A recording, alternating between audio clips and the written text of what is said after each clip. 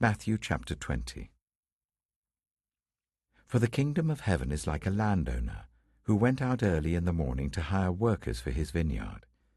He agreed to pay them a denarius for the day and sent them into his vineyard. About 9 in the morning he went out and saw others standing in the marketplace doing nothing. He told them, "You also go and work in my vineyard, and I will pay you whatever is right." So they went. He went out again about noon, and about 3 in the afternoon, and did the same thing. About 5 in the afternoon he went out and found still others standing around. He asked them, "Why have you been standing here all day long doing nothing?" "Because no one has hired us," they answered. He said to them, "You also go and work in my vineyard." When evening came, the owner of the vineyard said to his foreman, "Call the workers and pay them their wages, beginning with the last ones hired and going on to the first." The workers who were hired about 5 in the afternoon came, and each received a denarius.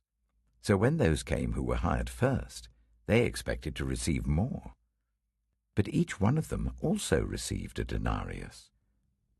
When they received it, they began to grumble against the landowner. "These who were hired last worked only 1 hour," they said, "and you have made them equal to us who have borne the burden of the work and the heat of the day." But he answered one of them, "I'm not being unfair to you, friend. Didn't you agree to work for a denarius? Take your pay and go. I want to give the one who was hired last the same as I gave you. Don't I have the right to do what I want with my own money? Or are you envious because I'm generous?" So the last will be first, and the first will be last. Now Jesus was going up to Jerusalem. On the way he took the 12 aside and said to them, "We are going up to Jerusalem, and the Son of Man will be delivered over to the chief priests and the teachers of the law. They will condemn him to death, and will hand him over to the Gentiles to be mocked and flogged and crucified. On the 3rd day he will be raised to life." Then the mother of Zebedee's sons came to Jesus with her sons, and kneeling down asked a favor of him. "What is it you want?" he asked. She said, "Grant that one of these 2 sons of mine may sit at your right and the other at your left in your kingdom." "You don't know what you are asking," Jesus said to them. "Can you drink the cup I am going to drink?" "We can," they answered.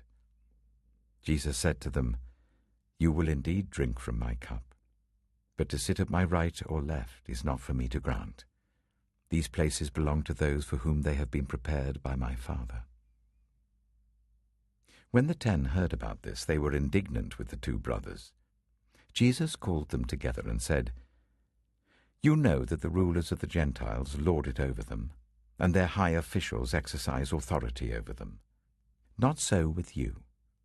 Instead, whoever wants to become great among you must be your servant, and whoever wants to be first must be your slave, just as the Son of Man did not come to be served, but to serve, and to give his life as a ransom for many." As Jesus and his disciples were leaving Jericho, a large crowd followed him. 2 blind men were sitting by the roadside, and when they heard that Jesus was passing by, they shouted, "Lord, Son of David, have mercy on us." The crowd rebuked them and told them to be quiet, but they shouted all the louder, "Lord, Son of David, have mercy on us." Jesus stopped and called them. "What do you want me to do for you?" he asked. "Lord," they answered, "we want our sight." Jesus had compassion on them and touched their eyes. Immediately they received their sight and followed him.